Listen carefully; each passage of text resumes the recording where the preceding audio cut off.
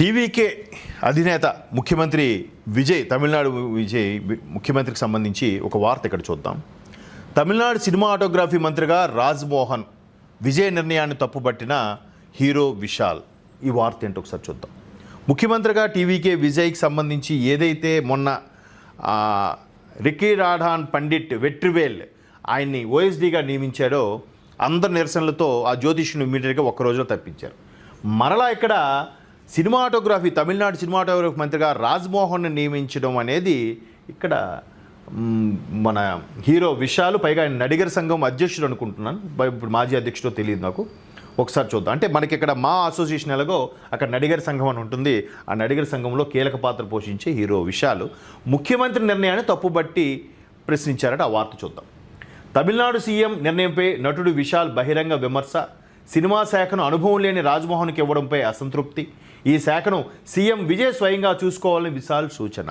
ఎందుకంటే ముఖ్యమంత్రి విజయ్ దగ్గర చాలా ఉన్నాయి. మహిళా విభాగము, హోంశాఖ, అడ్మినిస్ట్రేషను, అలాగే మున్సిపాలిటీలు, చెన్నై లాంటి మహానగరాలు చూసుకునే ఒక పరిపాలన విభాగాన్ని కూడా ముఖ్యమంత్రి విజయ్ ఉంచుకున్నారు.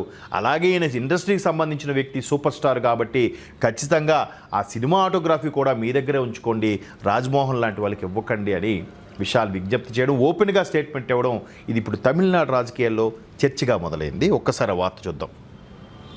ముఖ్యమంత్రి విజయ్ తీసుకున్న ఈ నిర్ణయంపై ప్రముఖ నటుడు విశాల్ బహిరంగ తన అసంతృప్తిని వ్యక్తం చేశారు. కొత్తగా ఏర్పడిన క్యాబినెట్లో సినిమాటోగ్రఫీ, ఫిల్మ్ టెక్నాలజీ శాఖను ఎగ్మోర్ ఎమ్మెల్యే రాజ్మోహన్ కేటాయించడాన్ని విశాల్ తప్పుపట్టారు. ఈ మేరకు సోషల్ మీడియా ప్లాట్ఫామ్ ఎక్స్ వేదికగా పోస్ట్ చేశారు.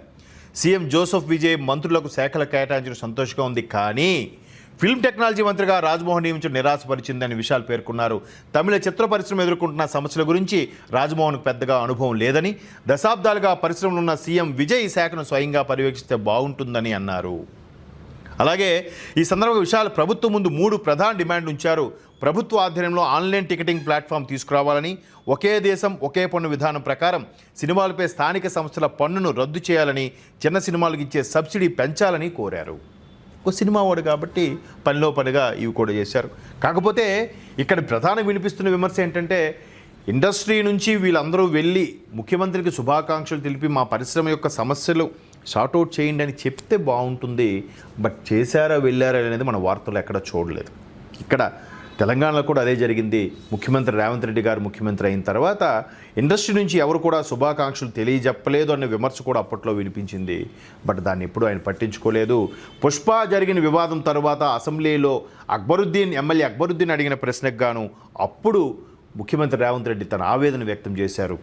ఒక బిడ్డడికి చూడడానికి వెళ్ళడానికి కూడా మీకు మానవత్వం లేదా? మీరు ఒక్కరోజు అరెస్ట్ అయితే అందరూ వెళ్ళి ఆయన పరామర్శించారు, కానీ ఆ బిడ్డ చావు బతుకులో ఉన్నాడు, తల్లి లేని బిడ్డగా ఉన్నాడు, వాడిని పరామర్శించడానికి మీకు నోరు రాలేదా, చేతులు రాలేదా అన్నట్టు కూడా ఆయన విమర్శించడం జరిగింది.